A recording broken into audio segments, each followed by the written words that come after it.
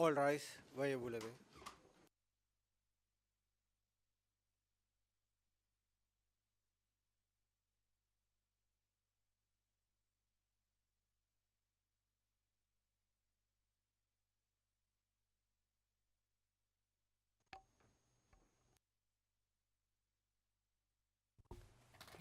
Please be seated.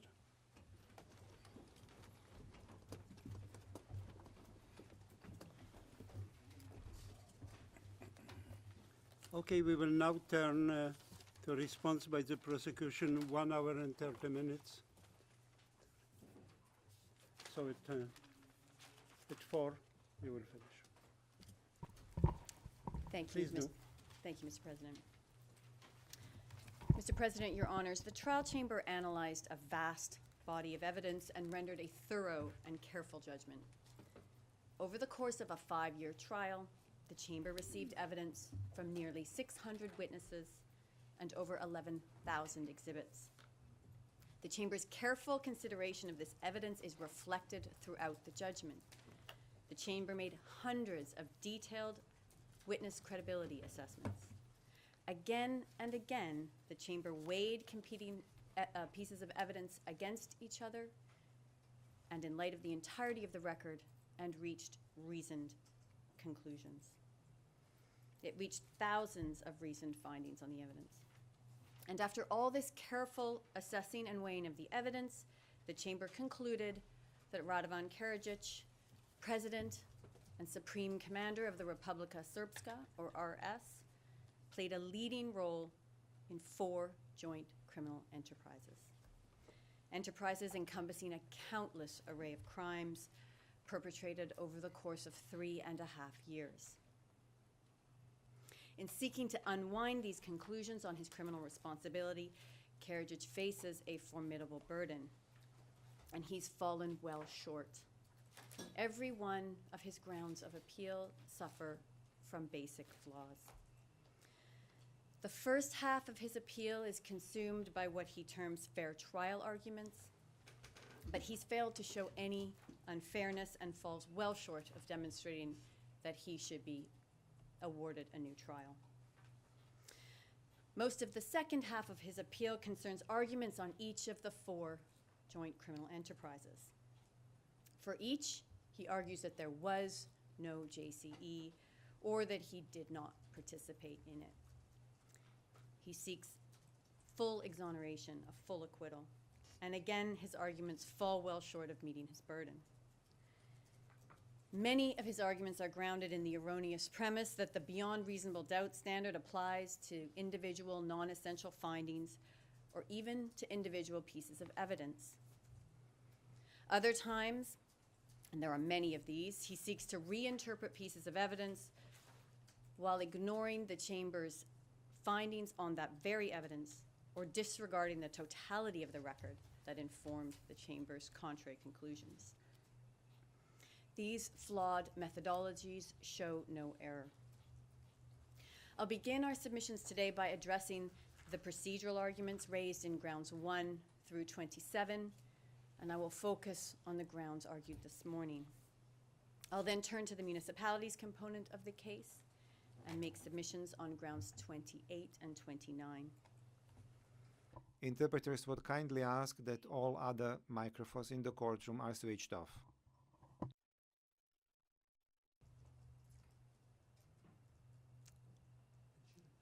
And Ms. Goy will conclude with submissions on grounds 34 and 36 to 37 on Sarajevo.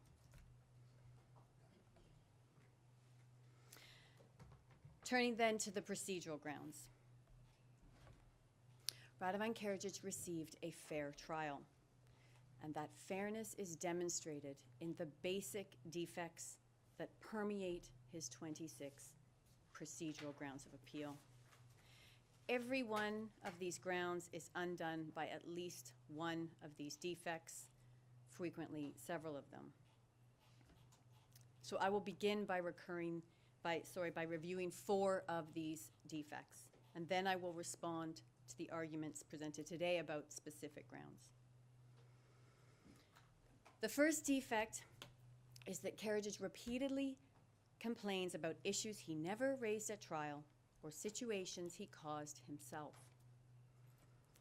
For example, at trial, he failed to take basic steps to secure the evidence of certain witnesses. Now on appeal, he seeks to blame the absence of their evidence on decisions denying them protective measures. That's ground 18. Only now on appeal does Karadžić argue that the Chamber's decision declining to assign counsel to witness Banović deprived him of Banović's evidence. At trial, he took no position on the issue, didn't contest the decision, and did not seek a subpoena for Banović. That's ground 21. He never raised the issue about which he now complains in ground 27.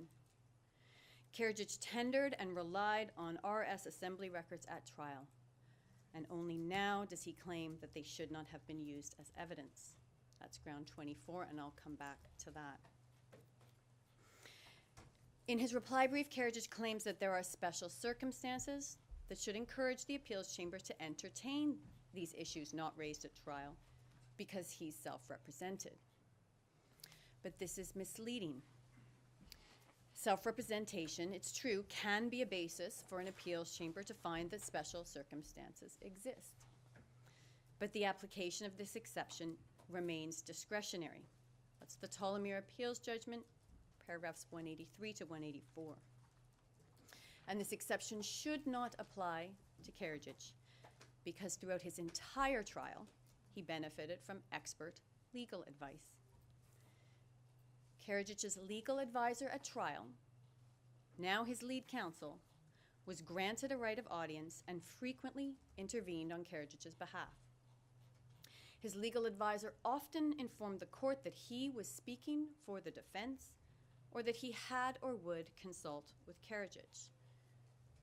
I refer you as a few examples to transcript pages 25069, 31394, 31858, 35566 to 67, 40075, and 45188.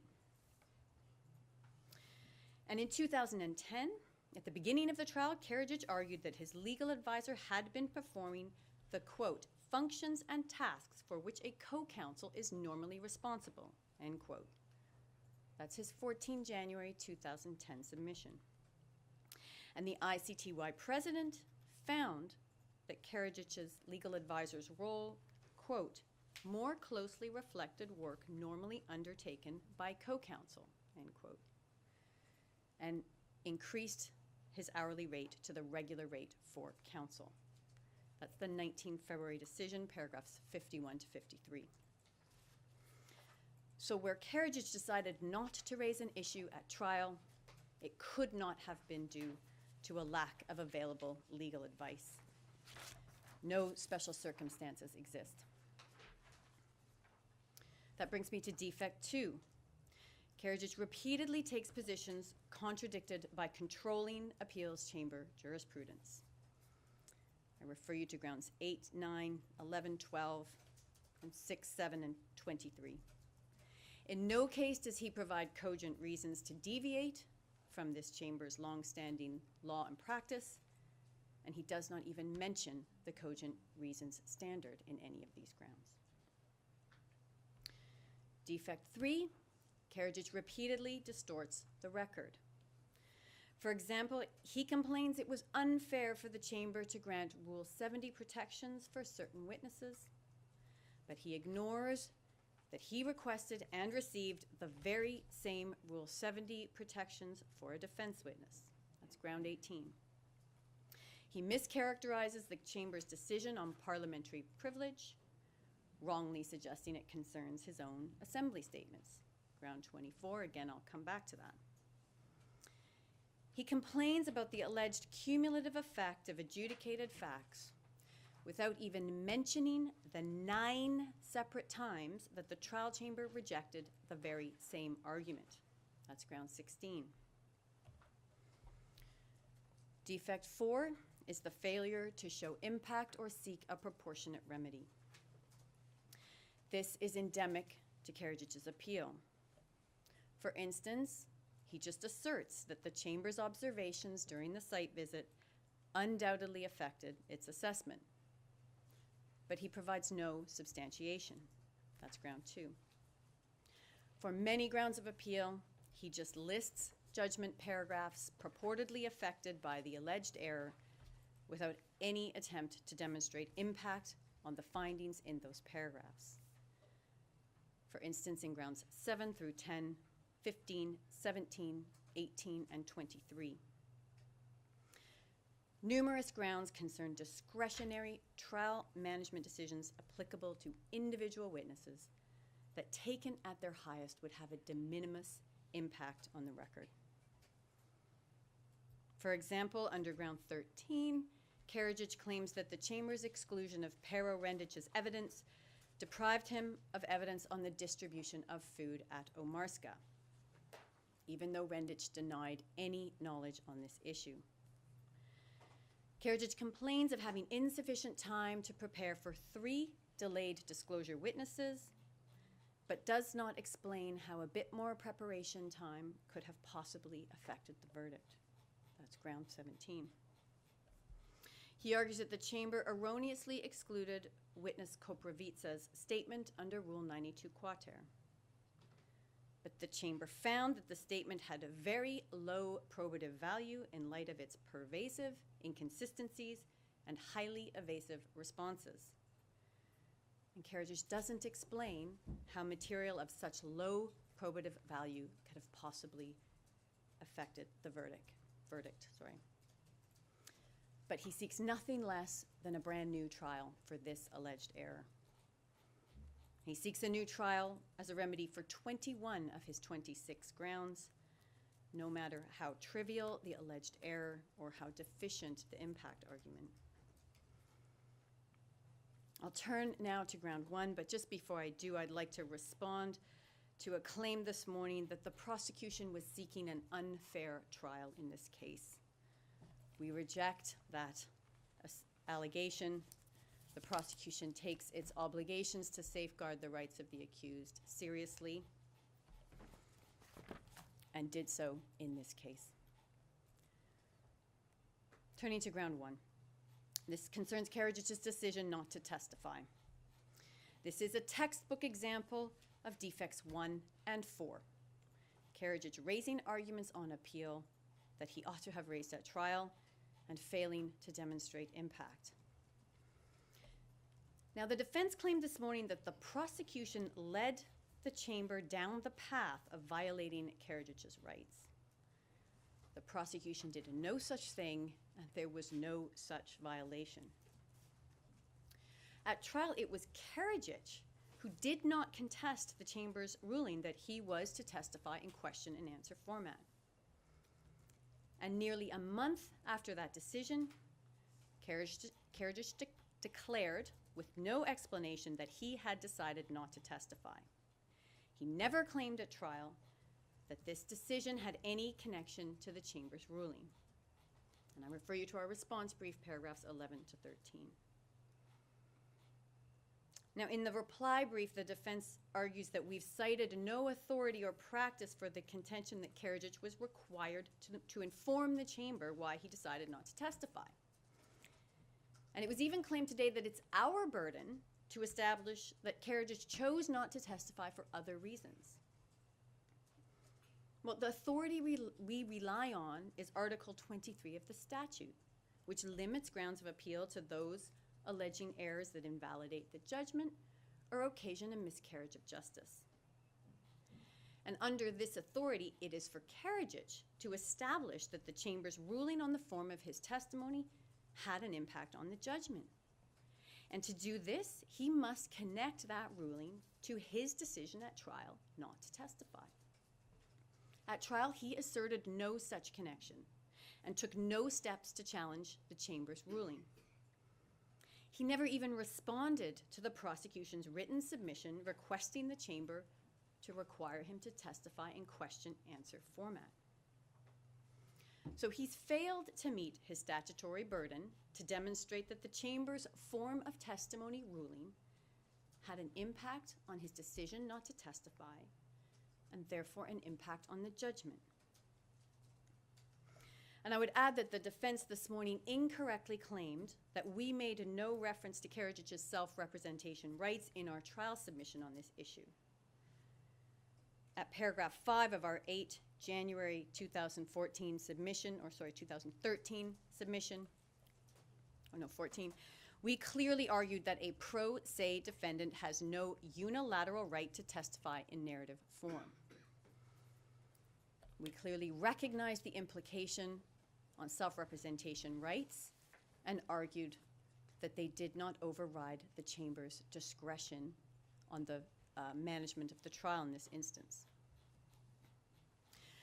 And if our submissions and the Chamber's decision were focused more on time and efficiency than on rights, that is because Karadžić's only rationale for testifying in a narrative was to save time.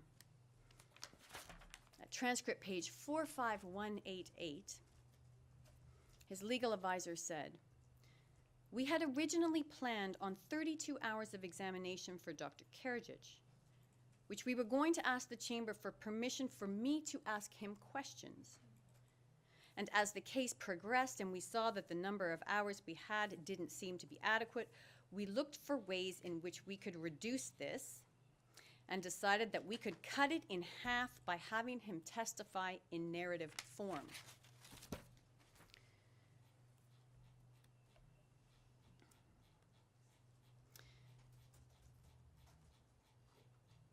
Now, even if Karadžić's legal arguments are considered by this Chamber, he shows no error.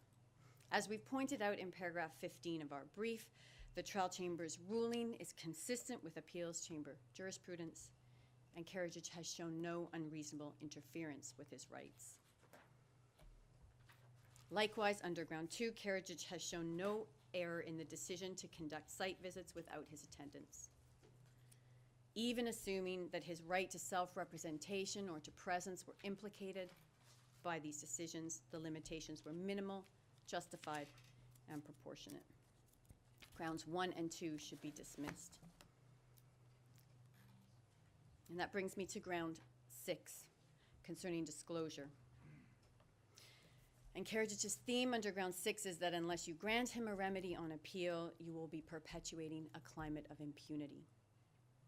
That's incorrect in fact, and it's incorrect in law. It's incorrect in fact because there was no climate of impunity regarding disclosure at trial. The prosecution repeats now what it said at trial.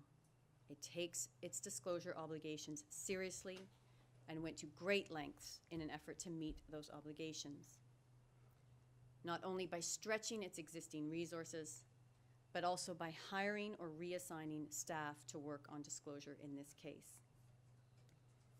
I refer you to our 27 July 2011 report, to the Chamber paragraphs 13 to 15. And the Chamber repeatedly found that the prosecution acted in good faith. For example, its decisions of 16 December 2010, paragraph 25, 6 November 2012, paragraph 12, and 13 July 2015, paragraph 18.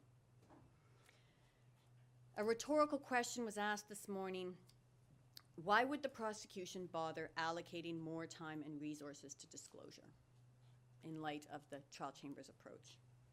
Well, the prosecution did bother, and the record demonstrates that. And we reject the defense characterization that the prosecution, quote, started to realize that nothing was going to happen, end quote. This allegation of bad faith is contradicted by the record, and we categorically reject it. Moreover, the Chamber did not sit back and do nothing, as was suggested this morning.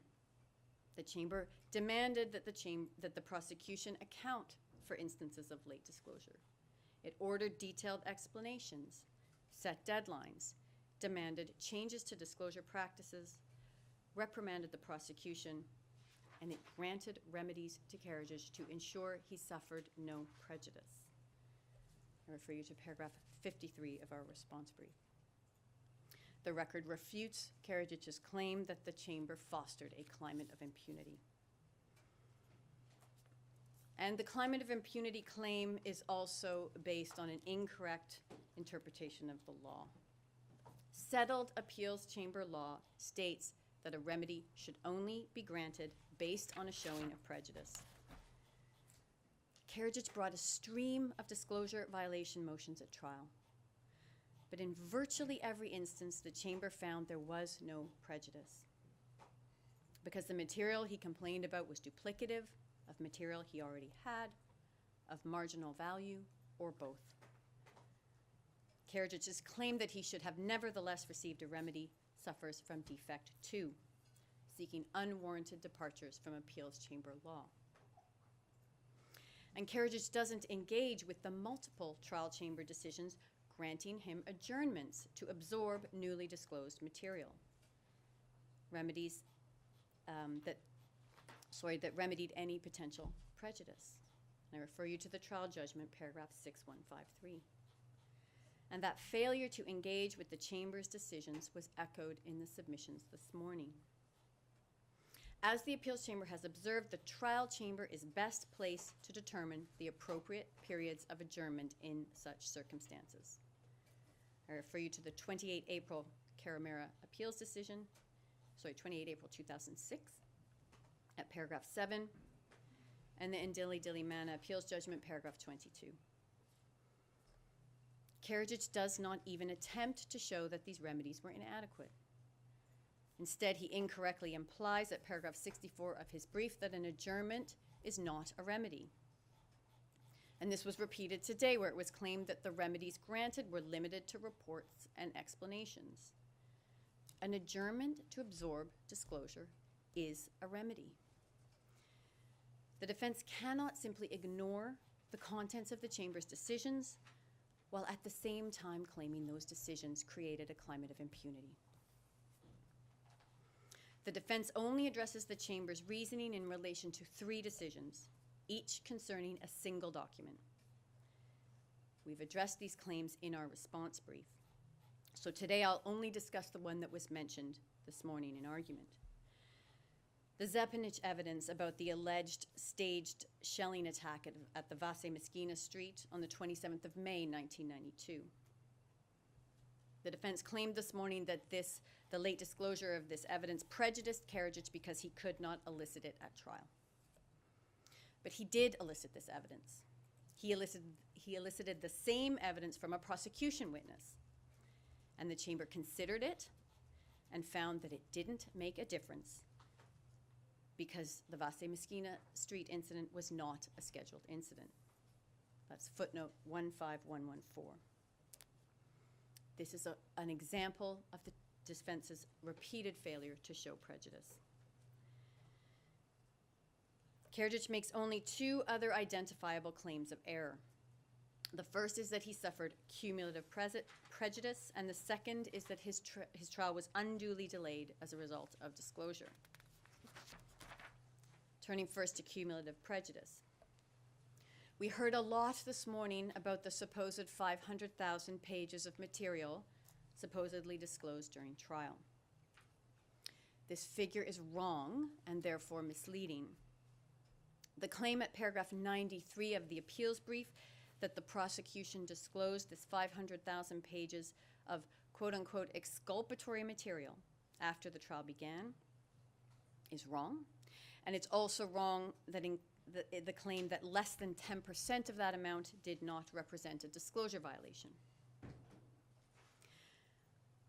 The truth is that based on Karadžić's own figures set out in his Annex C, about half of this 500,000 pages was either disclosed before the first witness was heard in April 2010, or it was not exculpatory material under Rule 68I, but rather collections of relevant material disclosed under 68II. The prosecution was under no deadlines in relation to 68II material, and Karadžić provides no support for the implied contention that material falling within this category reflects a disclosure violation. Karadžić also claims at paragraph 35 of his reply brief, and the sentiment was repeated this morning, that he had to read this 500,000 pages while spending 6 hours a day in court. Well, putting aside the misleading nature of the figure itself, this argument ignores that the chamber suspended the trial for a total period of more than 4 months for the purpose of allowing Karadžić time to review and incorporate large batches of newly disclosed material into his preparations. Paragraph 6153. Once this misleading figure is put aside, there is very little left to the cumulative prejudice argument. And in particular, the defense does not engage with 2 separate trial chamber decisions that considered and rejected this very same claim. In those decisions from September 2012 and August 2014, the chamber took into consideration that it had granted multiple adjournments, delayed the hearing of witnesses connected to late disclosed material, imposed specific disclosure-related deadlines, and required the prosecution to institute additional measures to address identified problems. And in the second of these decisions, the chamber also took into consideration that Karadžić had, quote, failed to pay regard to the chamber's repeated instructions that he should not consider the filing of disclosure violation motions as a purely numerical exercise, end quote. And that he had, quote, failed to exhibit how any of the newly disclosed material could have been used by him to advance his case, end quote. Karadžić does not meet his burden of demonstrating an abuse of discretion by disregarding the chamber's reasons and repeating his failed trial arguments. His claim of cumulative prejudice should be dismissed.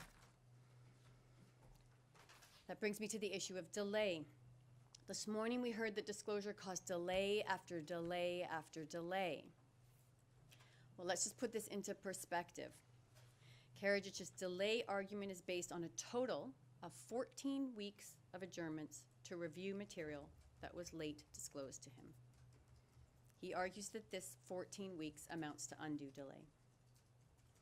But this ignores that Karadžić began asking to prolong the proceedings from the outset, and well before the prosecution had been held in violation of any disclosure obligations. For example, on the 3rd of September 2009, Karadžić sought to delay the start of trial based on the prosecution's timely disclosure. He also pointed to reasons unrelated to disclosure, such as conducting witness interviews and defense funding. That's his 3rd September 2009 submission at paragraphs 22 and 28. And in that same request, Karadžić emphasized that his right to be tried without undue delay, quote, is not an issue here, end quote, and that he did not want his right to an expeditious trial to serve as a basis for the trial chamber to restrict his preparation time. And he went so far as to accuse the authorities of being all too eager to expedite the proceedings. That's at paragraph 12. And years later, he was still moving to prolong the trial, again for a variety of reasons, including disclosure, as well as the size of the prosecution's case and defense funding. And I refer you to the 26 April 2012 scheduling order, paragraph 2. In other words, the record shows that whether the disclosure in question was timely or late, Karadžić repeatedly sought to delay the proceedings in order to absorb that disclosure and for other unrelated reasons. And it's no surprise that he was more focused on slowing the trial down than speeding it up, because his trial did proceed expeditiously. The total length of time from his initial detention to the delivery of the trial judgment was approximately 7.5 years. This is well inside the undue delay bounds for a case of this size. And just as an aside here, in response to defense submissions this morning, that the size of the case made this an unfair trial. There's nothing wrong with a big case, and the size of this case reflects the scope and scale of Karadžić's criminal responsibility. So to conclude on ground 6, the prosecution's disclosure in this case was far from perfect. We've always acknowledged that, and we acknowledge it again today. But imperfect disclosure does not equate to unfairness. It is the prejudice test that's designed to determine whether the disclosure process has caused any unfairness. And Karadžić has failed to demonstrate any unremedied prejudice from disclosure in this case. Ground 6 should be dismissed.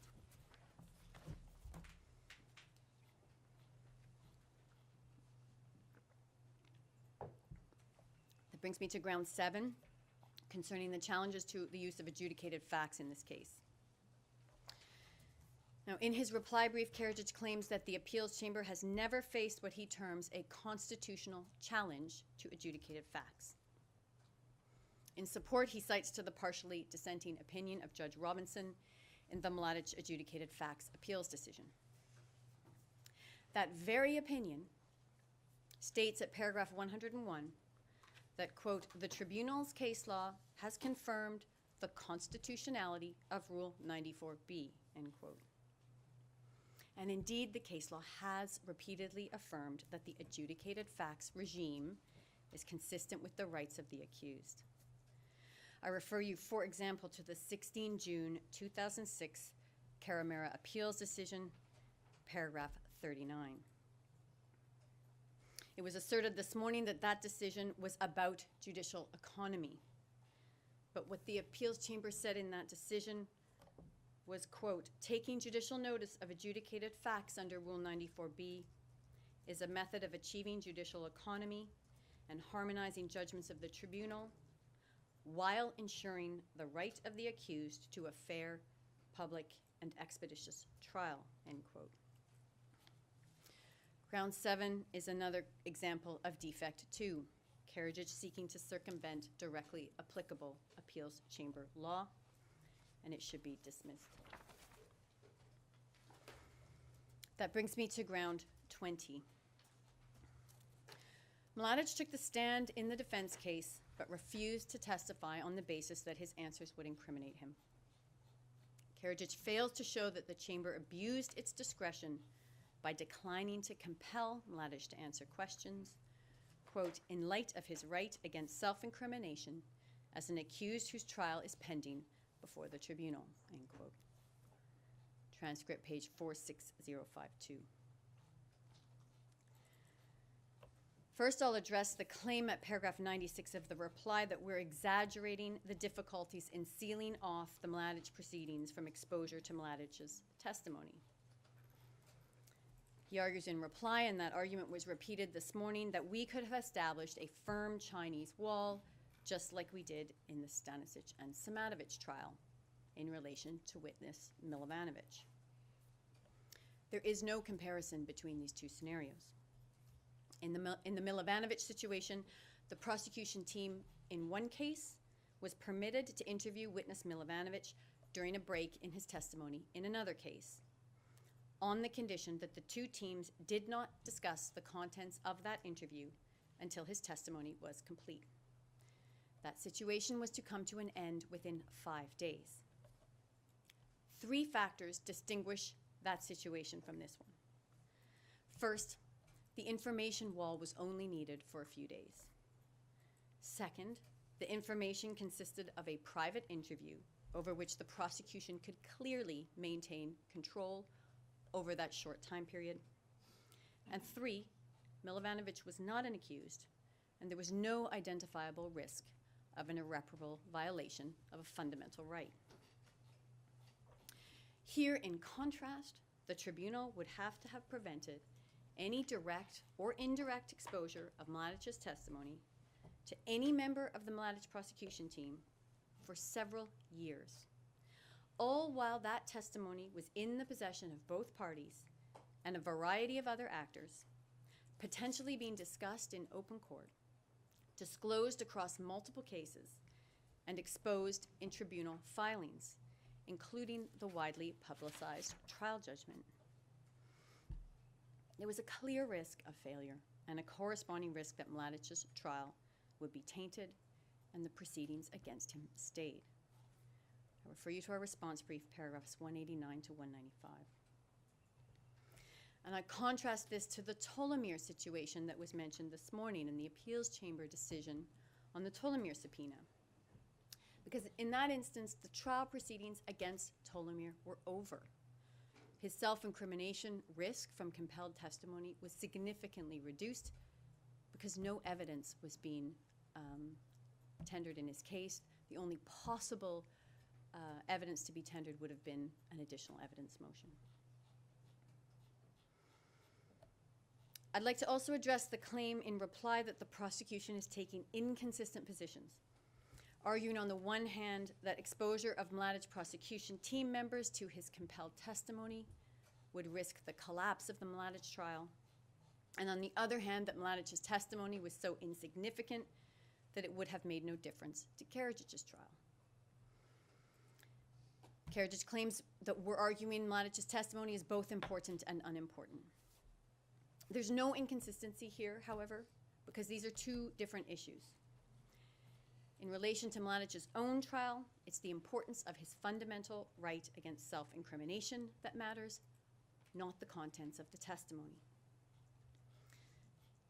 According to appeals chamber law, Mladic had a fundamental right protecting him against any direct or indirect use of his compelled testimony. And safeguarding that right would have required sealing off the Mladic proceedings from any exposure to his testimony, regardless of its contents. In contrast, the impact of Mladic's testimony in this case has everything to do with the contents of that testimony.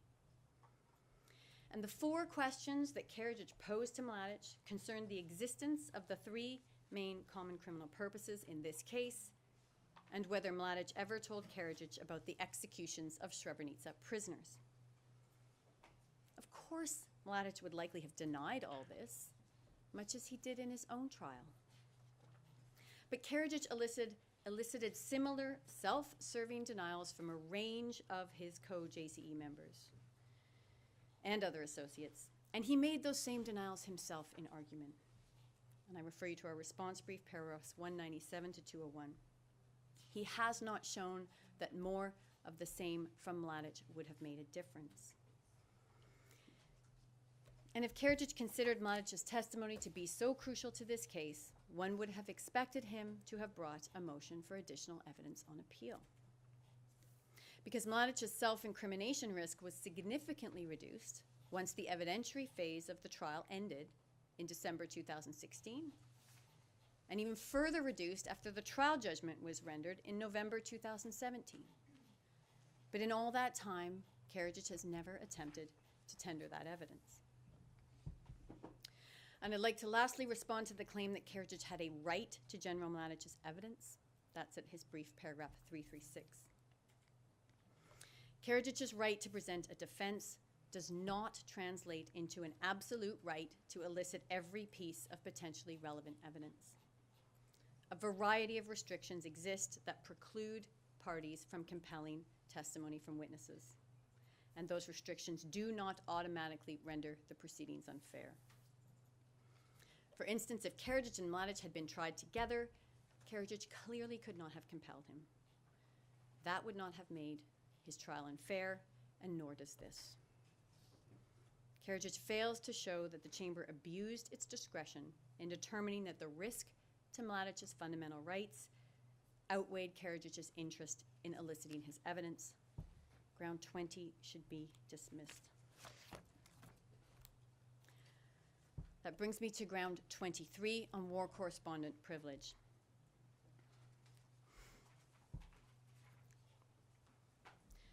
And under ground 23, Karadžić is asking the appeals chamber to rule that war correspondents' employers, not the correspondents themselves, are the holders of the privilege.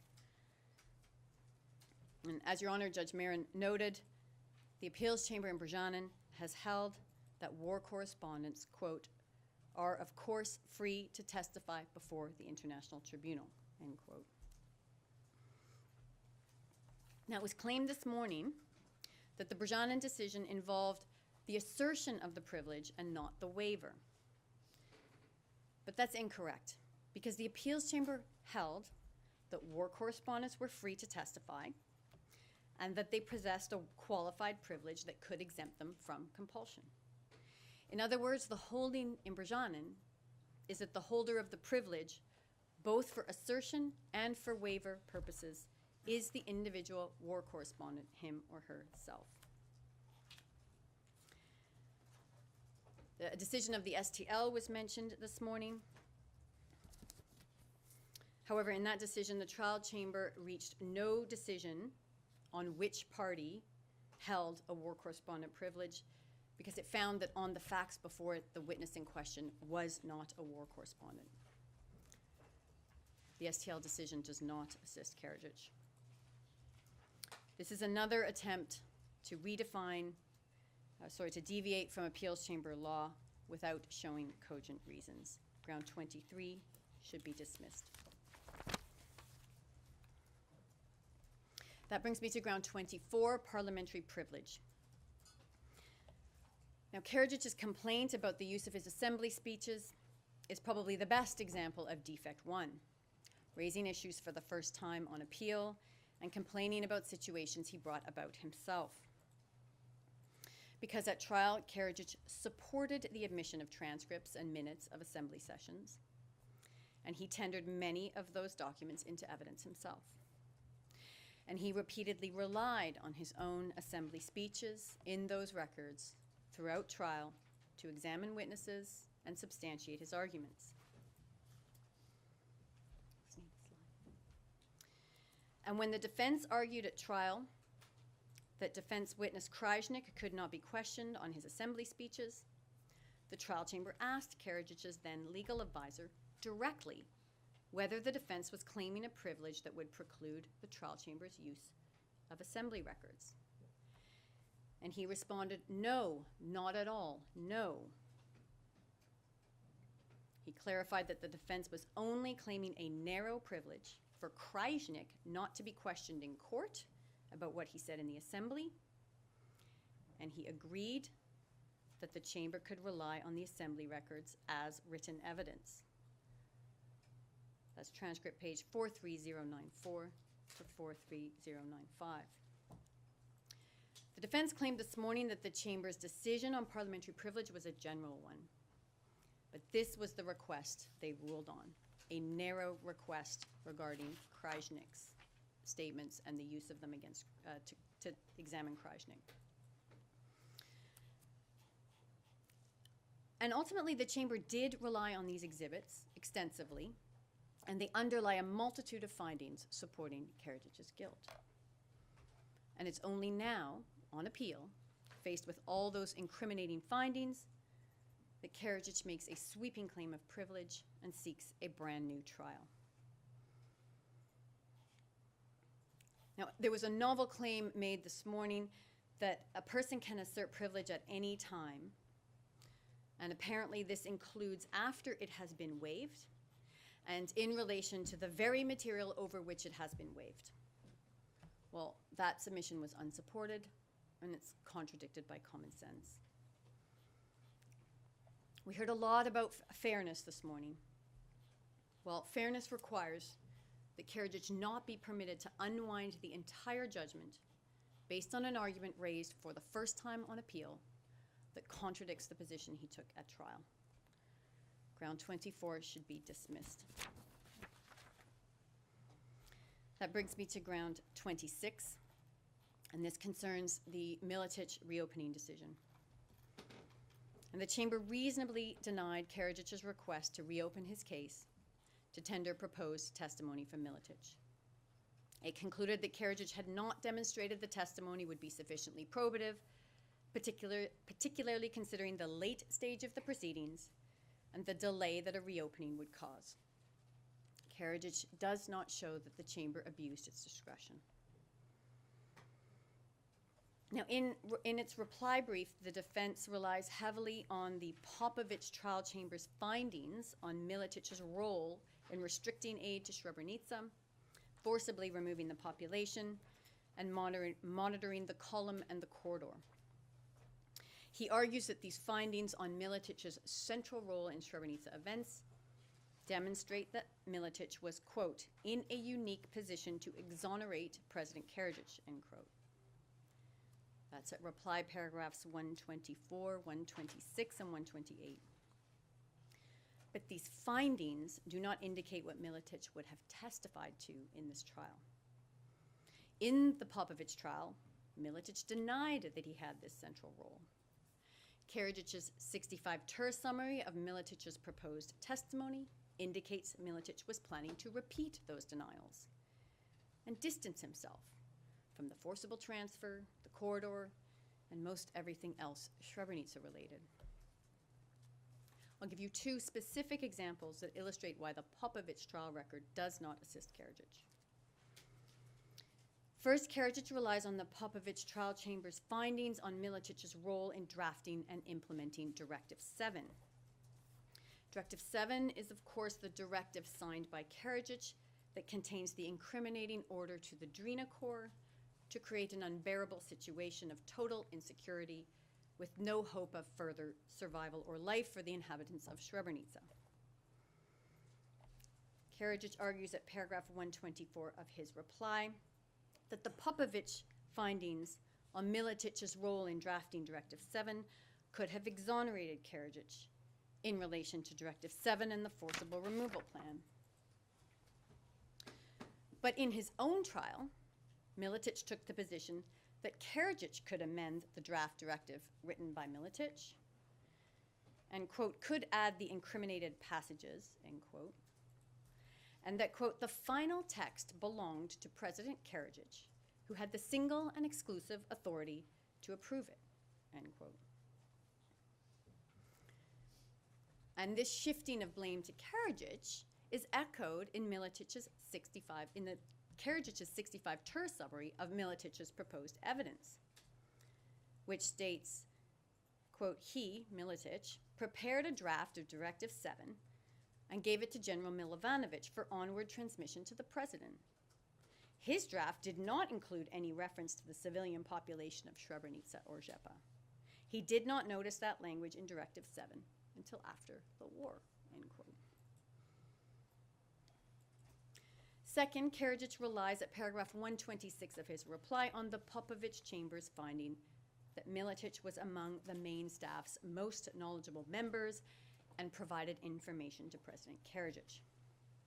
Again, based on this, Karadžić argues that Miletić could have exonerated him regarding Karadžić's knowledge of the execution of prisoners. But in the Popovich trial, Miletić took the position that the prosecution did not prove that President Karadžić took decisions on the basis of reports from Miletić. Karadžić had many sources of information, and that President Karadžić sometimes had much more information than the main staff. And again, Miletić's 65-tur summary states that Miletić never knew of any plan to kill prisoners from Srebrenica, knew of no policy directed at restricting convoys to Srebrenica, knew of no plan to intention to expel the Muslims from Srebrenica, was unaware of the reburial of prisoners, and so on. Karadžić fails to show how Miletić could possibly have exonerated him. The Popovich trial record points in the opposite direction. Karadžić's own 65-tur summary points in the opposite direction also. Ground 26 should be dismissed. And that brings me to ground 31. And this is where all the sweeping statements about adjudicated facts and 92 bis witnesses turning the trial upside down and reversing the burden get down to brass tacks. Because it's under ground 31 where the defense actually lists the incidents that it claims are based solely on adjudicated facts or untested witness evidence. And that was confirmed this morning. And how many incidents in this big case does the defense claim rest solely on adjudicated facts? 6. That's paragraph 555 of the appeal brief. And this proves the point we were making in our brief, for example, at paragraph 73, which was that for many adjudicated facts, the prosecution tendered evidence that covered those same facts. So for those incidents, the defense faced the same allegations and the same burden via evidence tendered in the normal way. The same applies to Rule 92 bis and quater evidence. the defense alleges only 15 incidents rest solely or decisively on 92 bis or quater evidence. And even this modest figure is inflated. For most of those 15 incidents, the bis or quater evidence was amply corroborated, and the findings are not based solely or decisively on that witness evidence. I'll give you just one example, which is that Karadžić's claim that the Chamber's findings on scheduled incident 14.2, that's the execution of 45 Muslims near Paklanik in Sokolats, are based solely on Rule 92 bis witness Farid Spahic. That claim is contradicted by a plain reading of the judgment. A plain reading of the judgment shows that the Chamber relied on a variety of other evidence corroborating Spahic's account. This includes 2 defense witnesses, 2 documents, and voluminous exhumation evidence that the Chamber discussed at length while noting multiple consistencies with Spahic's account. And I refer you to the first entry of our chart at paragraph 310 of our response brief, where we've laid that out. And in any event, even if findings on a handful of incidents are based solely on untested witness evidence, this does not show error.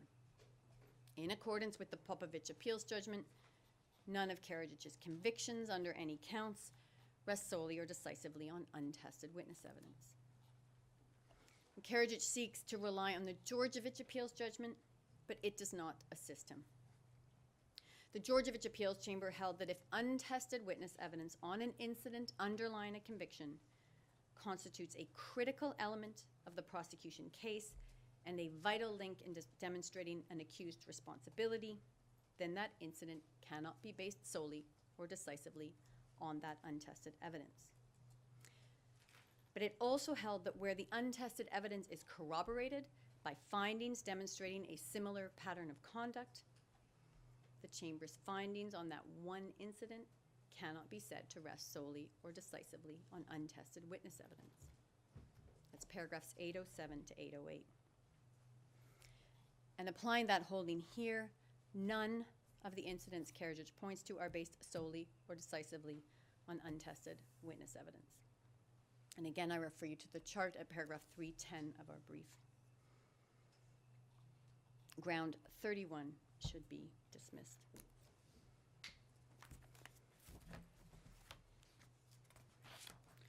That brings me to ground 28.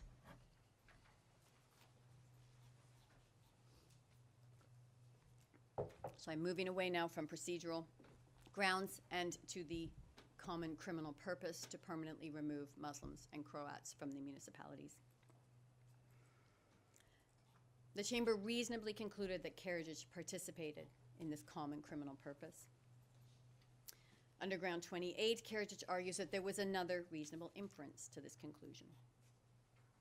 He argues that in creating the de facto Serb state, the RS, the Bosnian Serb leadership sought only political autonomy, not ethnic separation, and that the crimes committed across 20 indictment municipalities were the unintended result of a civil war between groups with a history of violence against each other.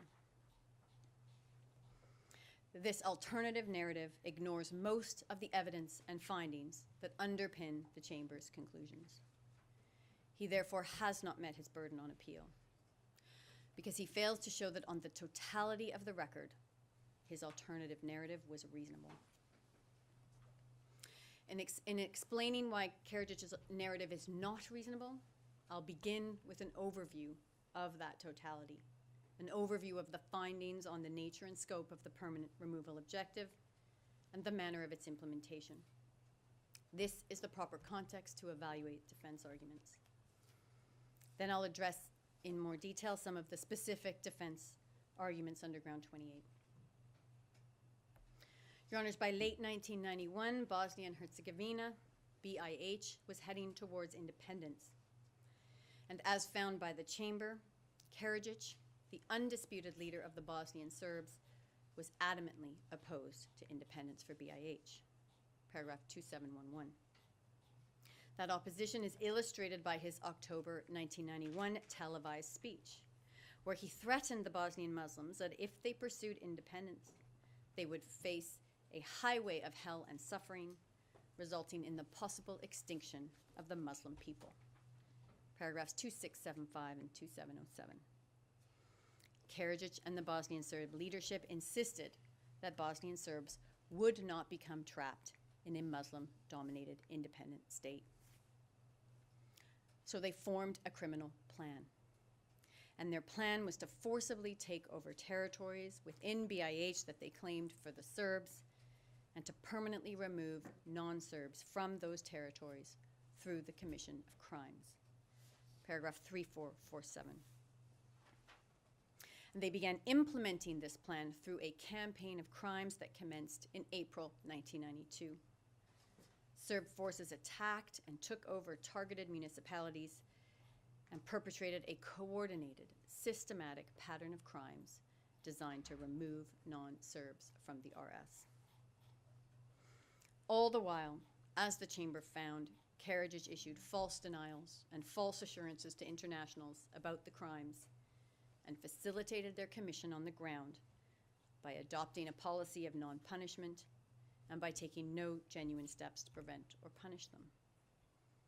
For example, paragraphs 3381, 3410, 3425, 3501, and 3504. By late 1992, most of the territory claimed by Karadžić and the Bosnian Serb leadership had been rendered ethnically pure Serb territory. However, the campaign continued for another 3 years. The primary focus of those 3 years was to cleanse a handful of remaining Muslim enclaves in eastern Bosnia, including Srebrenica. You will hear more from Ms. Beg about events in Srebrenica in 1995.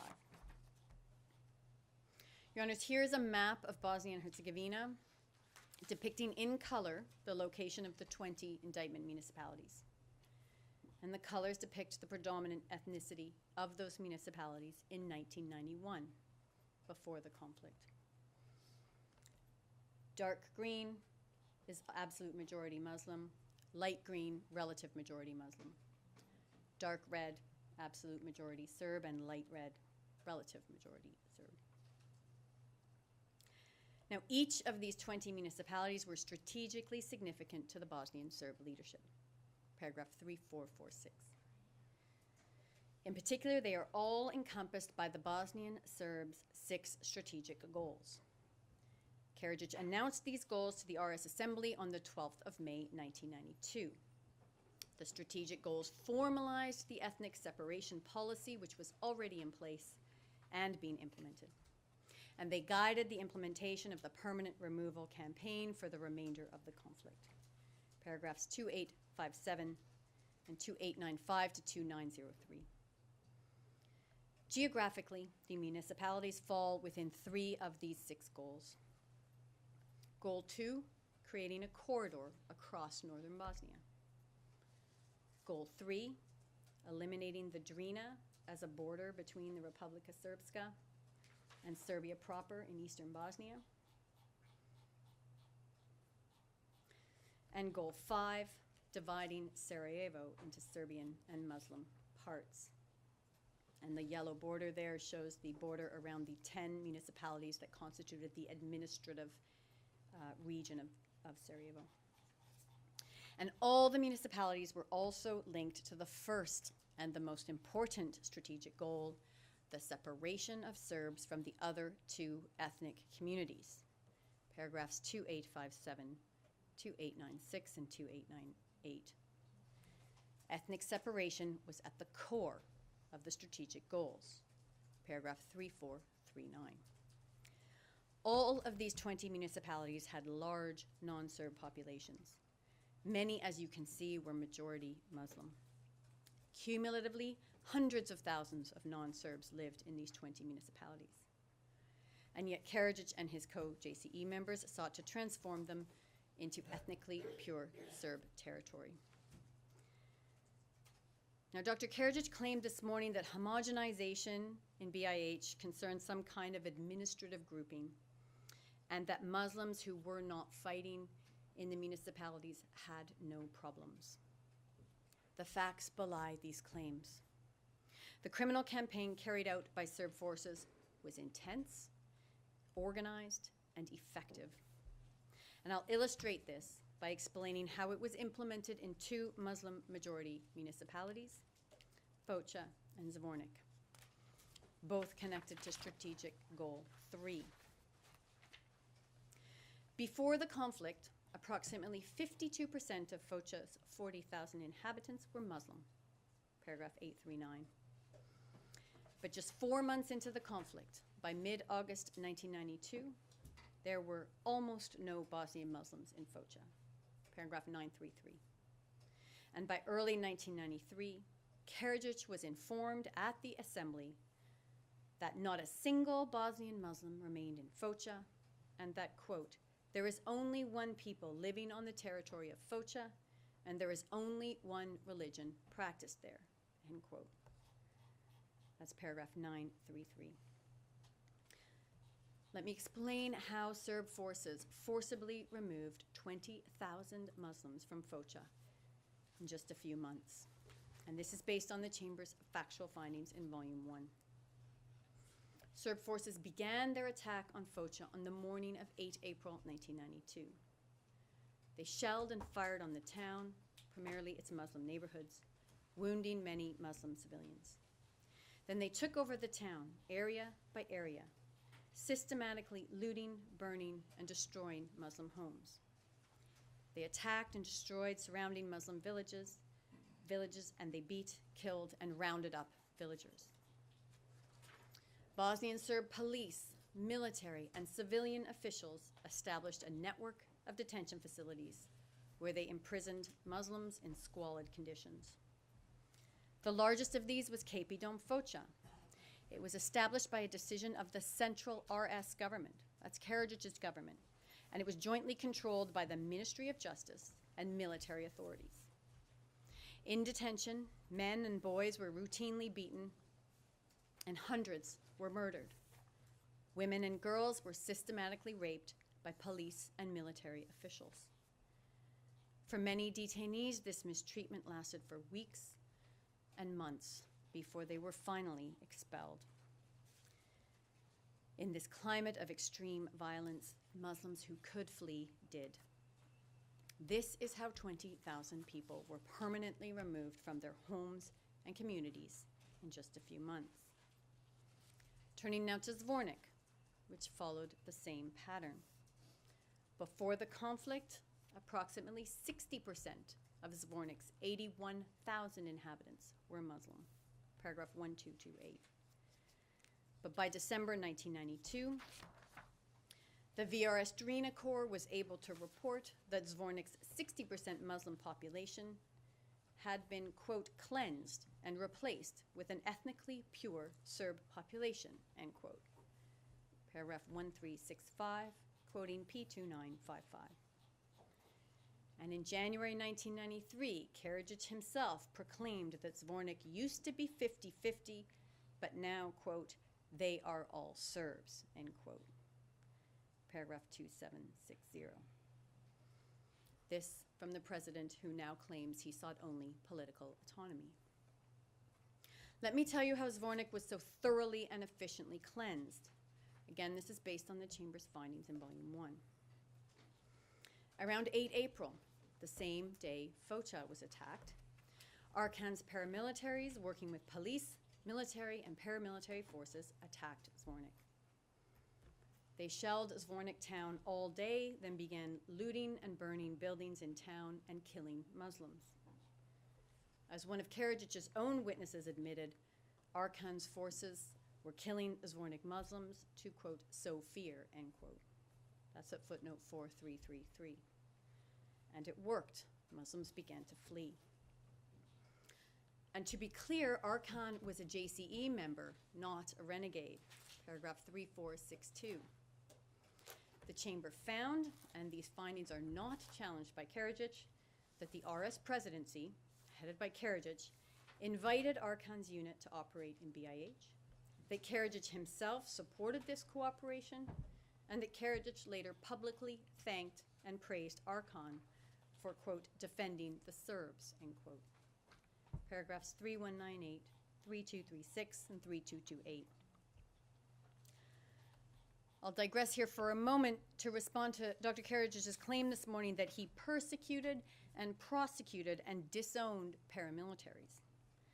But he has not challenged these findings, that he supported, thanked, and praised Archon, nor has he challenged any of the Chamber's findings on his support for paramilitary groups. For example, paragraphs 3197, 3234, and 3492. And just as in Foča, after the attack on Zvornik town, Serb forces then began attacking the surrounding Muslim villages. They set houses ablaze, destroyed mosques, raped and killed villagers, forcibly expelled women and children, and detained many others. And just as in Foča, police, military, and paramilitary forces established a network of camps. As in Foča, they mistreated, tortured, mutilated, and killed detainees on a daily basis. As in Foča, hundreds of prisoners were beaten to death or executed.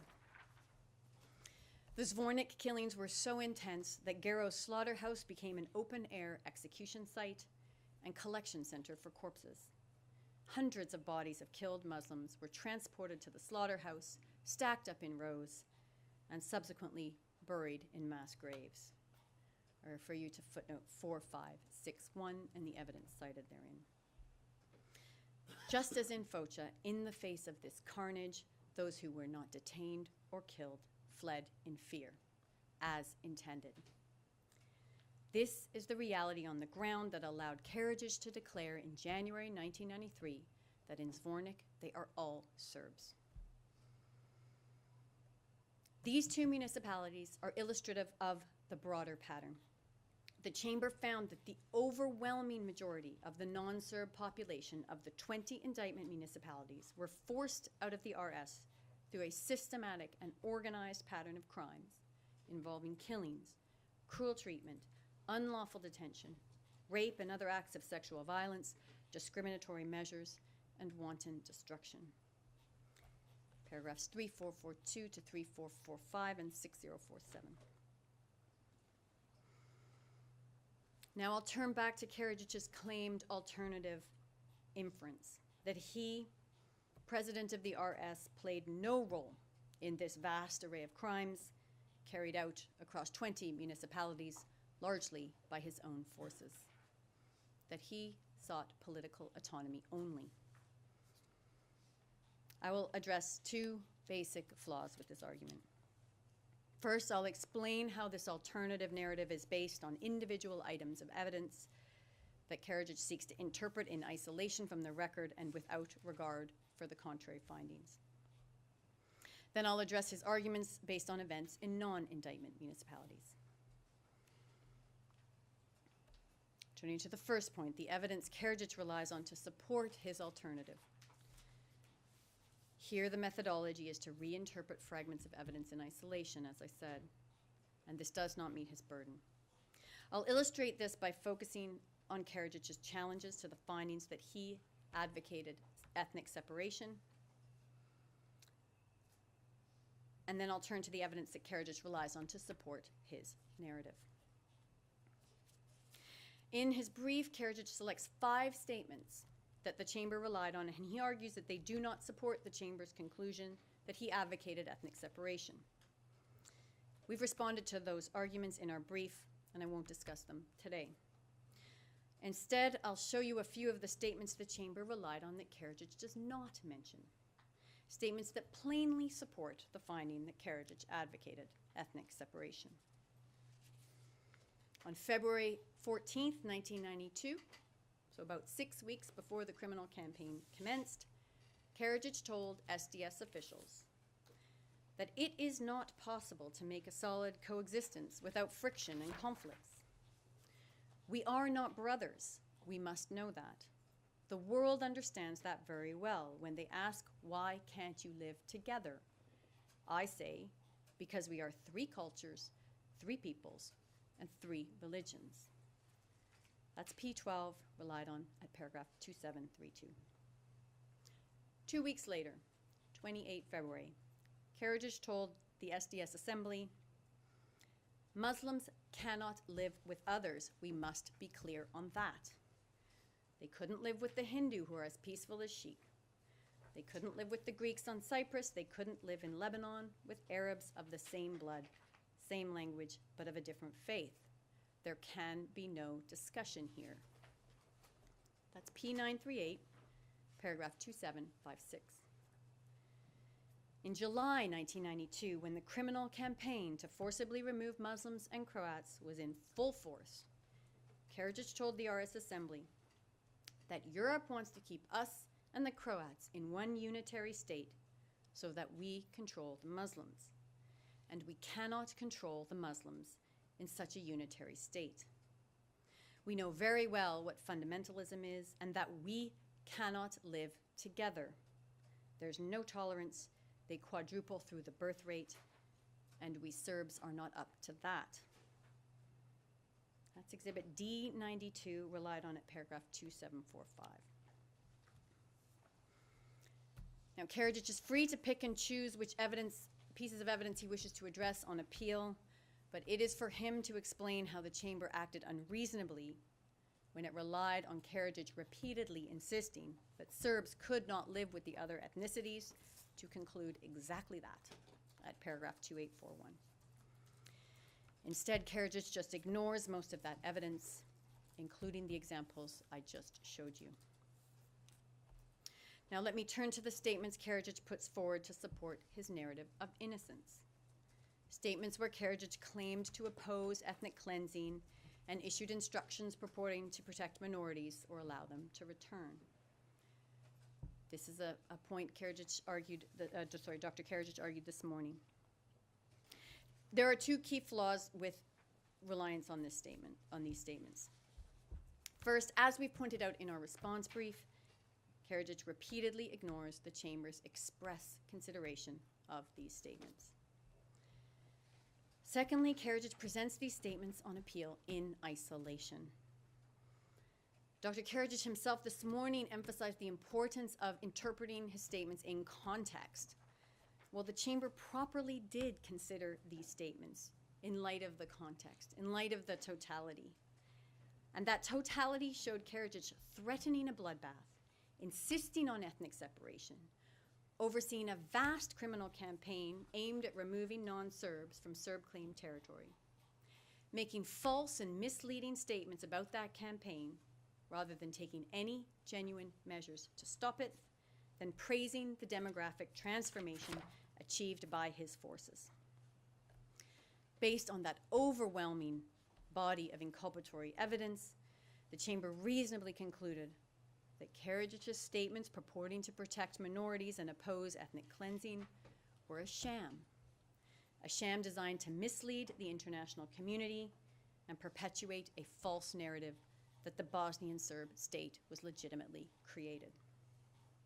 For example, paragraphs 2847, 2850, 2854, 3085, and 3094 to 3095. That brings me to my last point under this ground. The Chamber concluded that across the 20 indictment municipalities, Serb forces perpetrated a consistent pattern of crimes in a quote-unquote coordinated fashion and, quote, during the course of well-planned and coordinated operations, end quote. Paragraphs 3441 to 3445. The only challenge to this finding is to complain that this pattern of crimes could not have been systematic because the Chamber did not make similar findings for municipalities outside the indictment. This is essentially a criticism of the trial chamber for doing its job. The trial chamber was tasked with analyzing events and crimes within the indictment. Karadžić demonstrates no error by pointing to what may or may not have happened outside the indictment.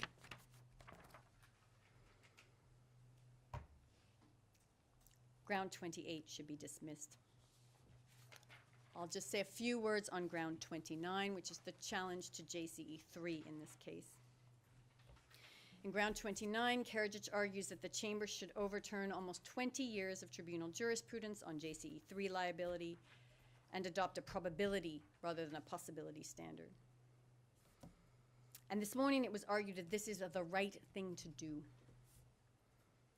First, the appeals chamber has consistently upheld the possibility standard and rejected a probability standard. I refer you to our brief, paragraphs 290 and 297. And this includes just a few months ago in the Perlich appeal, at paragraphs 584 to 591. Second, the appeals chamber has repeatedly upheld JCE3 as currently formulated as a fair basis for liability because the accused already possesses the intent to participate and further the common criminal purpose, thereby reflecting an awareness of a higher likelihood of risk and a volitional element.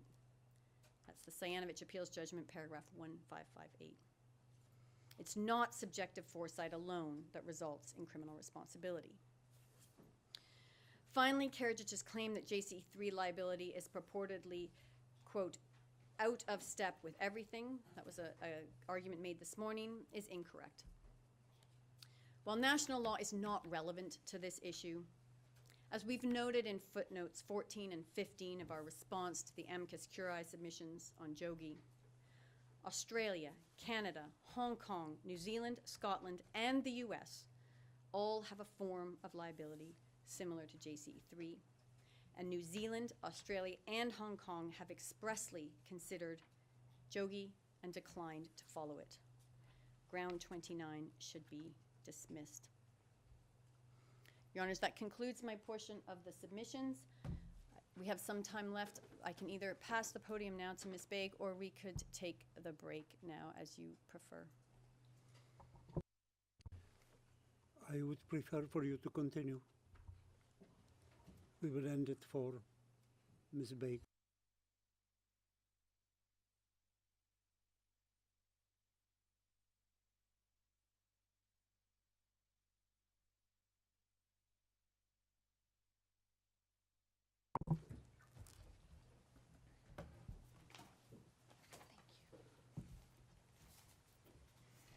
Good afternoon, Mr. President, Your Honors. I'll be addressing Srebrenica. And again, we have a map for you just to orient you where we are. Hopefully it will come up in a moment.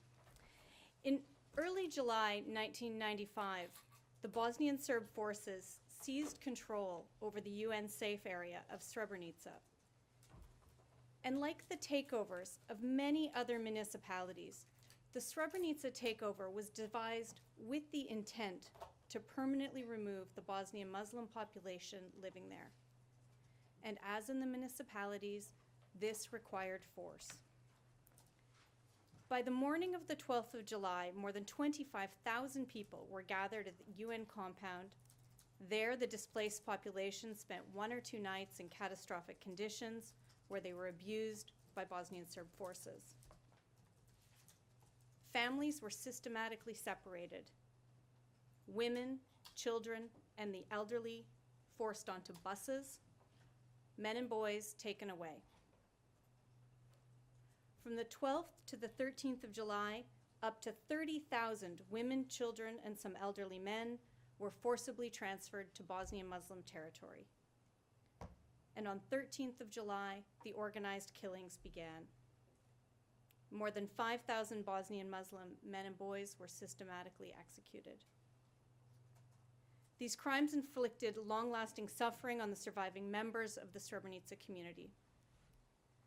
And from the apex of power, it was Karadžić who sealed the fate of the Srebrenica victims. His convictions for forcible transfer, murder, extermination, persecution, and genocide are well-founded, and he shows no error. Before moving to Karadžić's ground 40 submissions concerning his shared intent to kill, I have one small point to make with regard to grounds 38 and 39. At paragraph 197 of his reply, Karadžić claims that the prosecution has made a concession. And we'd just like to point out that this is not correct. The prosecution's position on that issue is set out in footnote 1560 of our brief. And should Your Honors have any questions regarding the submissions on the other grounds relating to Srebrenica, I'd be happy to address them, but otherwise I'll move straight into ground 40. In July 1995, forces under Karadžić's control worked together to perpetrate the largest mass killing on European soil since World War II. In only a few days, more than 5,000 Bosnian Muslim men and boys lay dead in mass graves. Karadžić's challenge to his killing conviction rests on a false premise. He claims that his convictions hinge on the interpretation of a single intercepted call on the 13th of July between Karadžić and his trusted subordinate, Deranić. This is not so. I'll begin by showing that his premise is a false one. Karadžić was convicted for these killings, crimes of murder, extermination, persecution, and genocide, because he knew about the plan. He affirmatively joined the plan, and he actively participated in it. The intercept is primarily used to mark the timing of when Karadžić became actively involved in the killing plan. And it's simply one of many interlocking findings that demonstrate his embrace of and participation in the killing. And then I'll turn to Karadžić's arguments about the intercept itself, including his challenge to Momir Nikolić's evidence. So starting with the false premise, the chamber concluded that Karadžić oversaw and was actively involved in the implementation of the killing plan, paragraphs 5811 and 5820. As president and supreme commander, Karadžić was the only person in charge of all three organs involved in the killing operation: the military, the police, and the civilian authorities. And the operation carried out by these three groups under his authority was described by the trial chamber as deliberate, highly organized, systematic, and horrendous.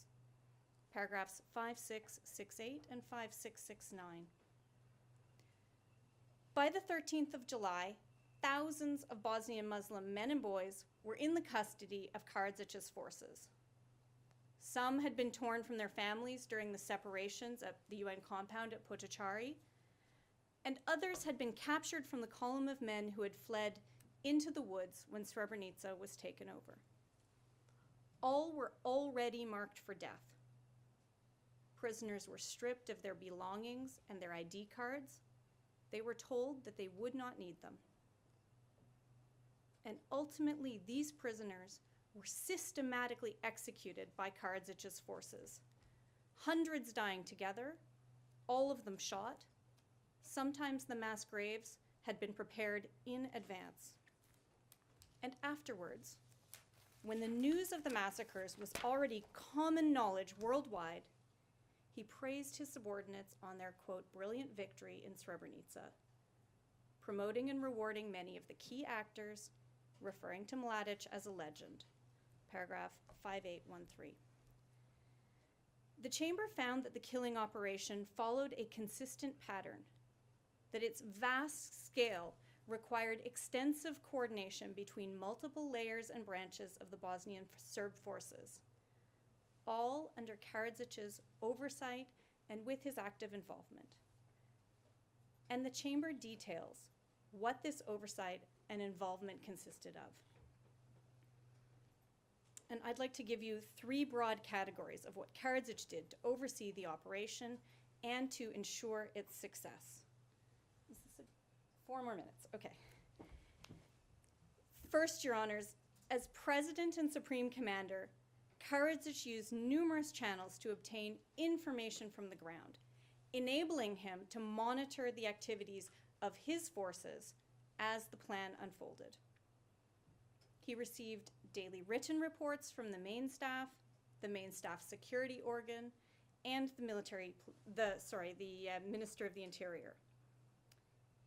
Karadžić discounts some of these reports in his brief because they didn't specifically refer to killings, but the chamber found that these reports provided him with critical information including about efforts to capture Bosnian Muslim men fleeing in the column and the large number of prisoners taken. And tellingly, after the 14th of July, these reports made no further mention of prisoners. And it cannot be surprising, Your Honor, that there weren't specific written records about crimes, particularly when there was a high-level direction not to leave such a written record and not to speak on the radio about it. That's at paragraph 5801. Should I stop there? Your Honors, I'll continue until you stop me. Is that, I'm having trouble watching the clock. Are you moving to another I'm subject? moving to the next point, so I'm at Then we your, might just as well do it tomorrow. No. Well, we are ending at 4 now. I mean, after the pause. I meant after the pause. I'm sorry, that? I don't understand. What I meant to say, at 4 o'clock we are having a break, aren't we? Yes, Of half an hour. yes, And Your Honor. after the break, we will continue. Yes. All rise. Voje Vurović.